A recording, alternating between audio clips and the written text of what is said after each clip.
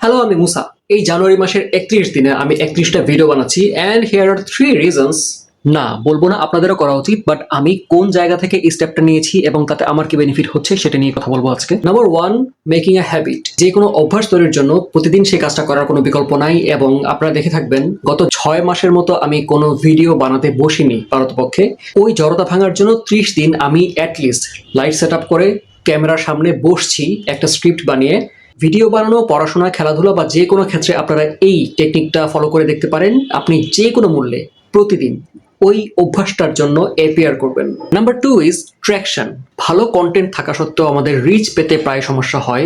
এই জায়গাতে আপনি যদি রোজ একটা সময় একটা কিছু পোস্ট করেন, সেক্ষেত্রে আপনাকে অ্যালগোরিদম যেমন মনে রাখবে, মানুষের মাথায়ও আপনার উপস্থিতি বসে যাবে। বিশেষ করে বইমেলার মাসে যারা বইয়ের প্রচারণা করবেন, অ্যালগোরিদমের চোখে আপনার পেজটাকে চাঙ্গা করার জন্য এই 1 মাস টানা পোস্ট করা বেস্ট ওয়ে। এই প্রসঙ্গে তৃতীয় পয়েন্ট, পোর্টফোলিও। অনেকেই চান যে আপনাকে বই পাঠানো হোক, বিনিময়ে আপনি বইটা নিয়ে কথা বলবেন, প্রচারণা করবেন। তাদের জন্য পোর্টফোলিও তৈরি করা খুবই জরুরি। আপনাকে মানুষ কেন বই পাঠাবে, প্রকাশক, লেখক বই পাঠালে আপনার কাছ থেকে কি পাবে সেটা দেখানোর জন্য আপনার কাজের নমুনা আপনি তৈরি করতে পারেন এবং প্রতিদিন আপনি যদি প্র্যাকটিস করেন, সেটা ইভেনচুয়ালি দেখানোর মতো ভালো কিছু কাজ আপনার পোর্টফোলিওতে জমা করবে। আর আপনার কাজ ভালো হলে শুধু বই কেন, প্রচারণার জন্য আপনি পারিশ্রমিকও চাইতে পারেন। কোনো কাজে দক্ষ হওয়ার জন্য সেটা বিশাল উন্নতি করে ফেলার চেয়ে সেটা প্রতিদিন অভ্যাস করা এবং প্রতিদিন একটু করে উন্নতি করা বেশি কার্যকর। আমি না হয় ভিডিও বানাচ্ছি, কমেন্টে আপনি বলুন কোন কাজটাতে আপনি দক্ষ হতে চান।